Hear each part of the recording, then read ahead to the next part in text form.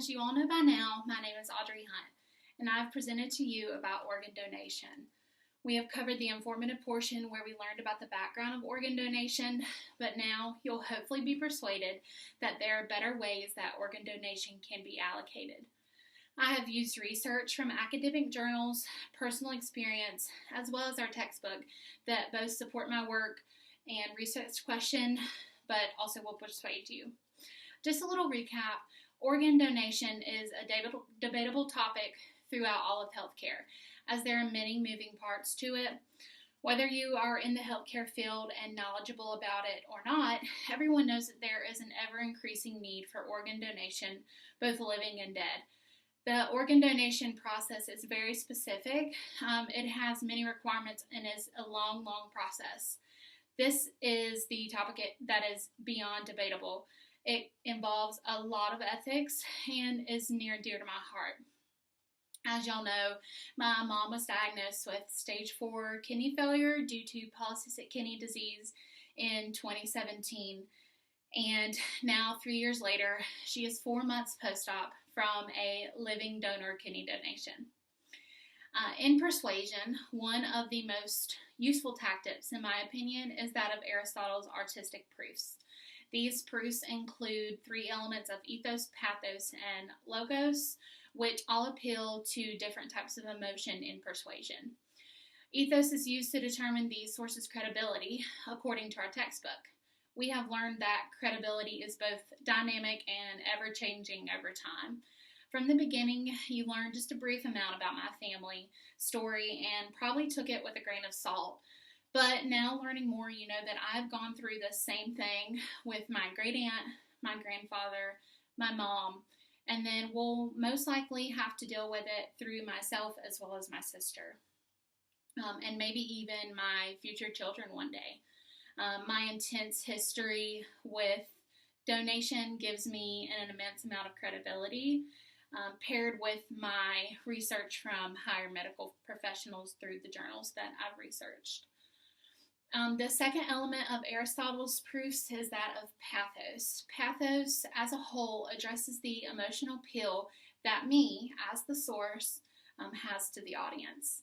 It is used to evoke feeling and a key component in literature because it is designed to, produce emotion.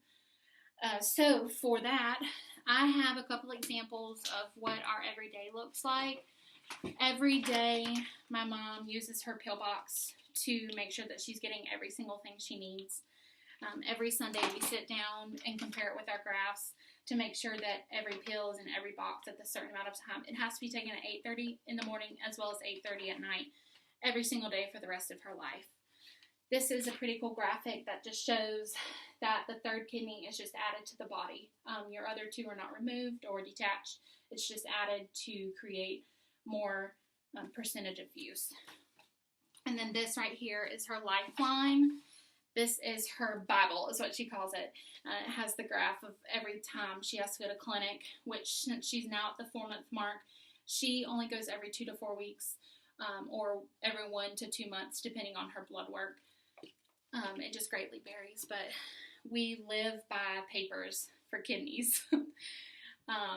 If you remember back to my last presentation, you remember that Annabelle donated to her coworker, Ray, and throughout the process, she didn't want to keep going because it took 16 months of back and forth trips, learning the ABO compatibility, the tissue typing, percent reactive antibodies with rejection, serum cross-matching, and the cell mixtures, as well as demographics, lifestyle, and her health history.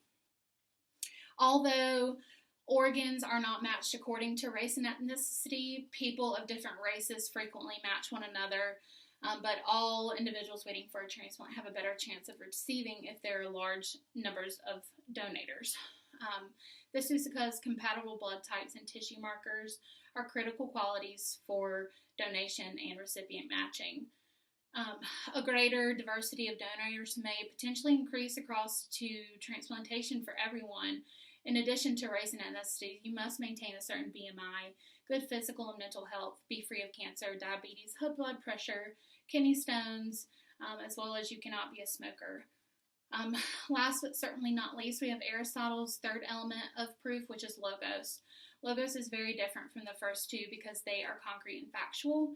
Logos is appeal to the logics. According to Larson, examples today are the use of statistics on behalf or against a given policy of government, or a brand or other issue, such as kidney donation.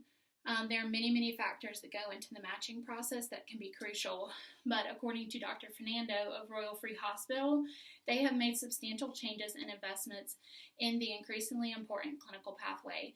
For the last 10 living donators, they have gone from the average workup time from 200 days to 116 days, and the proportion of living donator transplants in this unit went from 20% to 30%. 3 years later, my mom has a perfect match, but I think that it would have been sooner had this time frame not been so lengthy. While I wish this presentation would do more, for others, I do hope that it persuaded you to learn more about kidney transplant and question, whether there are better ways that kidneys, as well as other donators, organs can be donated to those who are greatly in need. There are about 2.4 million people who die every year, and only 15,000 of those are potential donors. So with the 15,000 potential donors, we should treat them as hidden gems, and make sure that we're using our time the best that we can so that those in need receive what they need quicker to produce their time frame longer. Thanks.